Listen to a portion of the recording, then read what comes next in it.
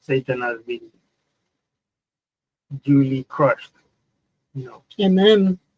So he's been, he tried to, he tried to be a big shot, but he was quickly humbled, basically, and brought down through the cross, through the atonement of Christ. Amen. So basically now, you know, he's just we mention him because you know because he's in he's leading the charge in terms of with the other demons. He's leading the charge to try and stop the light to shine. Remember, he says that. So you have to understand one thing. The only goal of Satan, he doesn't care. He knows what is important. You understand? He knows what is important. He himself can now see what is important, what the threat to him, to his operation, okay, to his activity, the threat to his activity, not the threat that you think it is. It is not the what you think, what you feel like. The actual threat to him is the gospel. Yeah, absolutely. We preach not ourselves, but who? Christ and Christ crucified.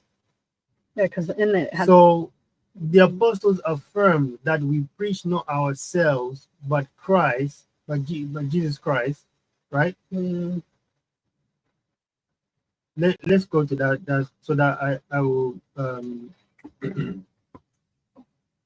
Second Corinthians chapter 4, from verse 1.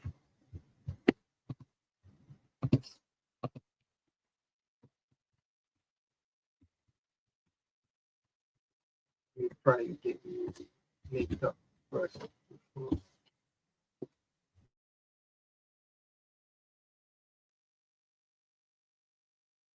The whole idea, I'm going to put him in his place.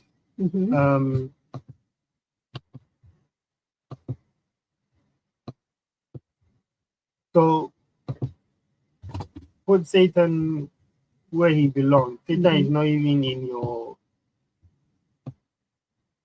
atmosphere. He's not even in your backyard. Or do you understand? You know what I mean? He's not even. He's not even. He's not even. He's just waiting his judgment. He's just waiting for his judgment, his sentencing, brother. Do you understand? He's waiting for his sentence. He's waiting for his so he hasn't been sentenced, but we know where he's going to end up. Even when he was cast into the lake of fire, it's like they were just getting rid of noise, trash. Just it's like he wasn't even. No one even took it serious that he was dealt with. You get me coming from? They were just grabbed and he was just cast into the lake of fire, like like it was nothing. So we shouldn't really. Don't put him in your vocabulary. Don't put Satan in your vocabulary. If talk about, because we have moved on to greater things. I mean, you can mention him just so that maybe if you're warning, if you're giving a certain doctrinal instruction, you can mention it. But Satan has been dealt with, right? Yeah. He moves around, but he's not a lion, but he pretends to be one.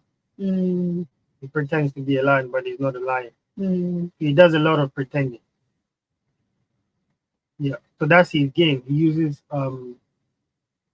deception. No, through deception, deceitfulness.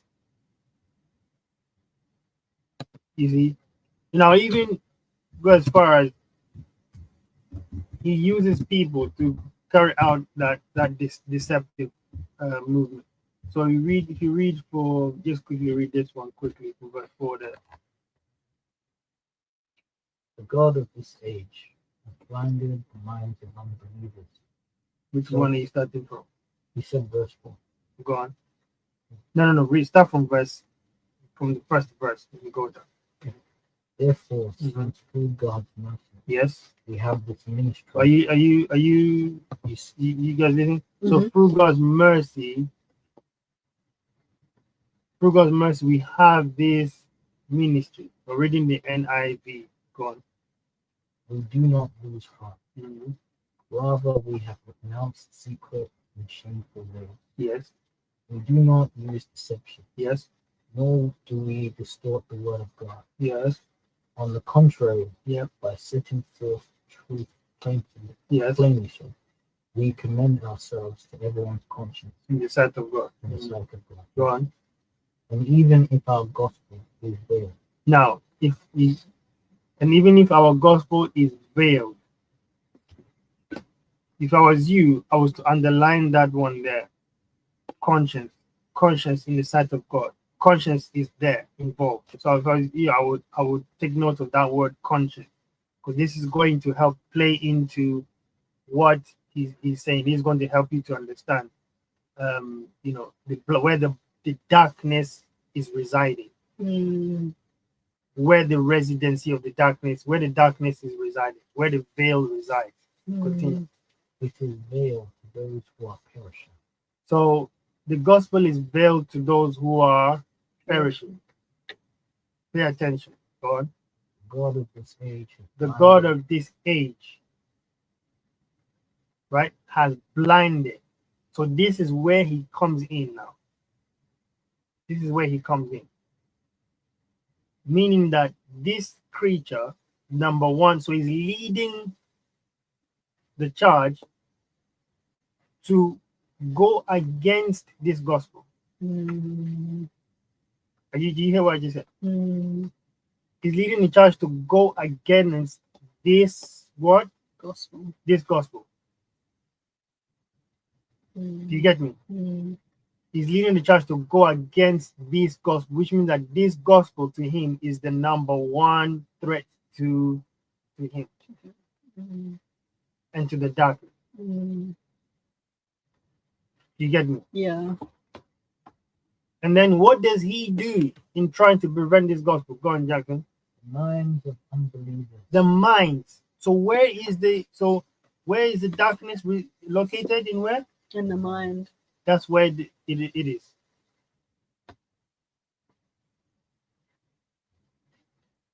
Darkness covered the earth, and then gross darkness the people. The people, yeah.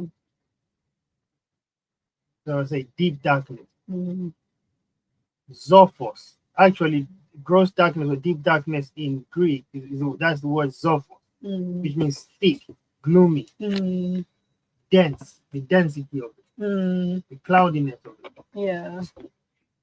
is in the mind. So when you're preaching the gospel, just know that you are trying to split the dark. Mm.